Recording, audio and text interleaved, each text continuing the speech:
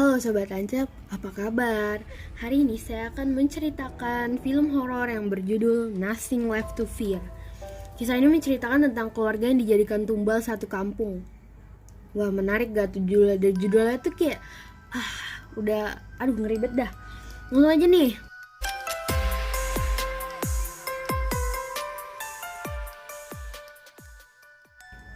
Scene awal diperlihatkannya keluarga yang bahagia akan pindah menuju suatu tempat. Diketahui ayahnya itu seorang pendeta, namanya Dan Branford. Istrinya Wendy, anak pertama yang bernama Mary, terus anak keduanya Rebecca, dan yang ketiga Christopher. Mereka ngerasa tersesat dan berhenti untuk menanyakan alamat. Di situ, Dan bertemu dengan Mason yang berkata bahwa ia tuh disuruh Kingsman untuk mengawasi keluarganya Dan. Kemudian Rebecca dan Mary tuh sekilas melihat laki-laki yang membunuh domba dengan sadisnya dan menampung darah domba tersebut. Sebenarnya itu aneh banget gitu menurut gue. Untuk apa ya kira-kira ya? Nanti kalian bakal tahu sendiri. Bak keluarga raja dan ratu, keluarga Dan sangat disambut oleh warga sekampung sampai mereka semua tuh bantu-bantu mindahin barangnya keluarga tersebut. Nah, keluarga tersebut sebenarnya ya heran-heran aja gitu, kok mereka baik banget. Malam pun tiba, seperti film horor pada umumnya. Petir gelagapan, ada angin, gorden terbang-terbang.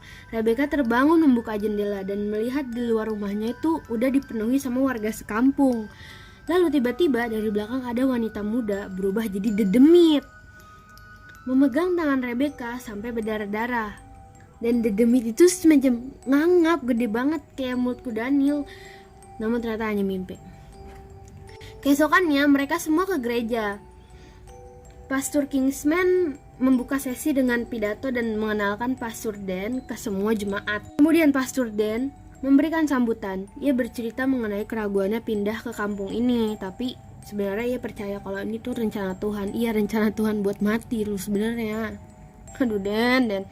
Setelah dari gereja, Rebecca menemui lelaki yang scene awal tadi tuh yang ngegorok domba. Rebecca menanyakan buat apa dia menggorok domba. Hours later. Scene beralih terlihat Mary tertarik dengan kue yang didapatkan dari salah satu warga. Lalu ia memakannya. Ternyata Mary itu tersedak dan batuk-batuk mengeluarkan darah. Ternyata ada, nggak tahu itu apa namanya ya, semacam gigi hewan kali, cakar hewan atau gigi kudanil atau cakar burung Indosiar, entahlah, itu ditaruh dalam kuenya entah sengaja atau nggak sengaja. Sebenarnya itu nggak habis pikir banget ini. Scene berlanjut. Noah ini datang dan mengajak Becca jalan-jalan keliling kota. Dia menanyakan apa yang terjadi. Setelah dijelaskan oleh Becca, ia berkata bahwa anggap saja ini merupakan sebuah keberuntungan. Dan Noah segera membuang kue tersebut dan membawa gigi tersebut dikantongin. Kemudian mereka berdua jalan-jalan. Di jalan banyak warga yang menatap mereka berdua, khususnya Becca dengan tatapan sinis. Entah mengapa nih kayak ada siswanto gitu gak sih, astaga. Noah merasa mereka tuh harus segera pulang karena sudah sore. Tiba-tiba Noah tuh mau nganter Becca pulang, tapi Mason datang. Mason tuh yang tadi, yang di awal, dan menyuruh Noah pulang secepatnya. Ternyata Noah tuh tinggal bersama Pastor Kingsman. Noah tampak memandangi potret keluarganya. Kemudian Pastor Kingsman datang. Pastor Kingsman berkata, Noah dapat melakukannya. Noah tuh terakhir untuk tugas ini, entah apa, nanti juga bakalan ngerti dah. Noah ngelempar gigi tersebut yang menyelakai Mary tadi.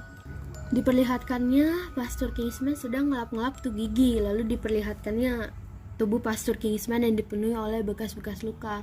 Kemudian dia menaruh gigi tersebut dalam kotak. Becca lagi santai nih di sebuah pekarangan hijau. Dia mengelus domba, tiba-tiba tangan terdapat cairan hitam yang diikuti oleh tanah yang dia duduki. Becca kemudian dikelilingi domba. Cairan hitam lengket tersebut membuat Becca tuh kagak bisa lari. Namun hanya mimpi sebenarnya. Tapi mimpi tersebut tuh semacam ngasih isyarat gitu. Entah apa, nanti kita juga bakal tahu pokoknya. Mary dan Becca minta izin ke ibunya untuk jalan-jalan ke kota. Ibunya mengizinkannya asalkan membawa si Christopher. Tibalah mereka di kota dan ternyata akan mengadakan sebuah festival. Kemudian Mary menuju lelaki untuk digebet kayaknya dia. Tapi lelaki tersebut malah cuek banget, malah zong. Becca meminta izin kepada Mary untuk menemui Noah, lalu Mary mengizinkannya. Noah mengajak Becca ke suatu tempat yang nampaknya tuh jarang dijamah. Noah mengajak Becca menaiki menara yang sangat tinggi. Menara ini tuh semacam tempat kesukaan Noah apabila dia mau menjauh dari kehidupan. Secara dia bisa galau ya bu. Tempat yang indah dan terasa seperti di luar kota. Noah bercerita bahwa Pastor Kingsman tuh bukan ayahnya. Allahu Akbar, ada lagi. Much later. Ketika Noah kehilangan keluarganya, Kingsman membawanya ke tempat ini. Ketika sedang beradu mesra, tiba-tiba ada bapak-bapak nih dipergokin yang bapak-bapak yang memperhatikannya dari bawah. Lalu mereka memutuskan untuk pergi dari menara itu. Scene berlanjut ketika Noah pulang. Pastor Kingsman langsung menariknya kasar. Dia maki-maki Noah karena dekat dengan Becca. Jadi bapak-bapak tadi tuh mata-matain Noah buat Kingsman. Noah seperti diberi tugas oleh Pastor Kingsman, dan Pastor Kingsman tuh gak mau Noah sampai ngianatinnya. Festival malam pun tiba. Di tengah asiknya bermain, Noah melihat ke arah Pastor Kingsman. Kingsman tuh semacam memberi isyarat ke Noah. Kemudian Noah mengajak Mary dan Becca menuju ke stand minuman. Justru kita bisa lihat bahwa wanita yang melayani seperti hantu yang terdapat dalam mimpinya Becca. Lihat deh. Becca terheran-heran, gimana bisa? Dan juga terdapat luka sayatan di tangan wanita tersebut. Wanita itu memberikan sesuatu ke minuman Mary. Gila, jahadun banget ini. Tiba-tiba Mary muntah. Becca menawarkan Mary untuk mengantarkannya, tapi Mary kagak mau. Ia berkata ia tuh bisa pulang sendiri. Mary dengan kondisi sempoyongan berat, semacam hampir jatuh, dan tiba-tiba ada orang yang ngebopong Mary. Mary terbangun dengan tangan diikat di tiang. Mary melihat sekelilingnya, ternyata banyak orang di sana. Dan ternyata ada Pastor Kingsman juga di sana. Ia memakai cincin dan terdapat gigi yang hampir tertelan oleh Mary. Di sisi lain, keluarga Mary masih asik aja gitu, padahal mah kagak tahu lu anak lu lagi di... Wow. Kingsman menggoreskan gigi tersebut ke tangannya sampai darah mengucur. Di sini kita tahu bahwa luka-luka di tubuh Kingsman mungkin gara-gara ritual ini. Darah Kingsman ini mengalir menuju kolam, dan kolam seketika seperti mendidih gitu ya. Dan Kingsman menyebutkan mantra. Dengan darahku gerbang terbuka. Dan ternyata kolam ini itu merupakan sebuah gerbang. Mary terus berteriak. Tiba-tiba sesuatu yang solid dia masuk ke tubuh Mary dan masuk ke dalamnya. Dari sini kita simpulkan bahwa tubuh Mary itu udah dimasukin the demit, jadi masukin iblis. Dengan polosnya, Kingsman mengembalikan Mary yang sudah diisi iblis ke keluarganya. Mereka semua pulang dan berpikir kalau Mary itu sakit. Sesampainya di rumah, Dan mendapatkan telepon dari Kingsman untuk segera ke gereja malam ini juga. Dan menemui Kingsman dan bertanya, ada apa? Kenapa mendesak sekali? Apakah pastor baik-baik saja? Ya Allah, si Dan masih baik banget lagi. Kingsman berkata, maafkan semua ini terjadi dengan keluargamu. Dan membius Dan saat itu juga. Di sini diperlihatkan ada warga yang memberikan tanda silang di setiap rumah. Ingat gak scene awal tadi yang domba dibunuh? Nah di sini terjawab sudah, ternyata darah domba itu digunakan untuk tanda rumah gitu, agar dia kagak dimasukin di demitnya yang udah merasuki tubuh dari Mary. Becca mengetuk kamar Mary. Terlihat Mary sedang duduk dan tersungkur. Kemudian wajah Mary berubah jadi iblis, cuy, hitam banget. Ibunya menyuruh anak bungsunya si Christopher untuk menelpon 911. Mary muntah cairan hitam seperti tinta cumi. Ketika Christopher nelpon 911, ternyata telepon terputus. Ibunya nyuruh Becca dan Christopher ke gereja menyusul ayahnya, dan ibunya tetap menjaga Mary. Alah bego, emang nih film anjrot. Di jalan ke gereja, mereka berdua dikagetkan dengan pemandangan seluruh rumah diberi tanda X. Tanpa pikir lama, mereka berdua langsung lari nyusul ayahnya. Sesampai di gereja, ternyata gereja dikunci. Mereka gedor-gedor manggil ayahnya. Tiba-tiba Noah datang dan ngebantu ngebuka pintu. Rebecca ngeliat ayahnya terbaring di lantai. Lalu mereka semua pulang ke rumah. Mereka pulang menggunakan mobil. Noah dan bingung kenapa semua rumah ada tandanya. Di rumah, si Wendy alias ibunya sendirian nih bersama iblis Mary. Yang namanya seorang ibu ya pasti dengan lembut tetap Mary. Padahal Astaga, kagak tahu anak itu udah berubah jadi dedemit. Nah, selebar mulut buaya, Mary menyentuh tangan ibunya. Ternyata itu membuat luka hitam di tangannya yang sangat sakit. Ibunya kaget dan shock, langsung melarikan diri. Naas malah jatuh dari tangga. Ibunya teriak-teriak meneriaki suaminya. Terlihat apabila Mary mendekat ke lantai tersebut, justru Ki berubah jadi hitam. Iblis Mary langsung menyikap ibunya. Dan kawan-kawan sudah sampai di rumah dan segera masuk. Tapi Noah melarang Becca untuk masuk karena ia tahu pasti jika masuk Becca tuh kagak bakalan selamat.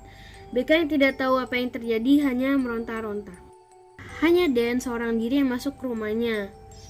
Betapa kagetnya Dan melihat istrinya sudah berubah menjadi tengkorak gosong, menjadi abu. Muncullah dedemit Mary. Bahkan tuh pada umumnya Mary lupa caranya jalan, jadi ngerangkak. Dan kaget dan kabur, lari. Dan menyuruh anaknya nyalain mobilnya. Malah kagak ikut kabur. Gimana ini? Karena Dan seorang pastor, ia yakin dapat mengembalikan Mary. Dan melafalkan ayat Alkitab. Lalu tiba-tiba Mary berubah jadi glowing, mengira Mary itu udah baik-baik aja. Dan Mary langsung menyerang Dan. Dan pun berubah menjadi abu gosok. Melihat ayahnya menjadi arang, Becca, Noah, dan Christopher langsung tancap gas. Dasar bego bin Oon ya, bukannya kabur malah berhenti. Becca masih berpikir dapat mengembalikan Mary. Di sini Becca dan Noah berdebat. Noah bilang dia bukan kakakmu lagi. Christopher sangat ketakutan dan teriak-teriak untuk segera masuk ke mobil, tapi mereka berdua malah masih berdebat. Di sini Noah menjelaskan bahwa semuanya memang sudah direncanakan. Kasihkan berdebat, kagak taunya dedemit Mary udah di belakang mobil. Saking paniknya Christopher malah keluar mobil dan menuju rumah warga. Aduh ya Allah Christopher. Noah malah langsung tancap gas meninggalkan Christopher. Christopher minta bantuan dengan mendatangi seluruh rumah warga berharap mereka membukakan pintu untuknya. Di sini kita lihat gak ada yang ngebukain pintu karena memang mereka sekeluarga tuh ditumbalin. Iblis Mary semakin mendekat dan mengejarnya. Christopher langsung lari dan masuk ke sebuah bolongan menuju rumah warga. Mary menyentuh kaki Christopher. Beruntung Christopher berhasil masuk. Di sini kita tahu bahwa darah domba tadi itu dipergunakan untuk menangkal roh jahat, iblis dan semacamnya di setiap rumah agar iblis tuh kagak bisa masuk. Karena pemilik rumah takut hal buruk terjadi pada keluarganya, ia tuh kagak ngizinin Christopher untuk masuk ke rumahnya dan memaksa untuk mengusirnya.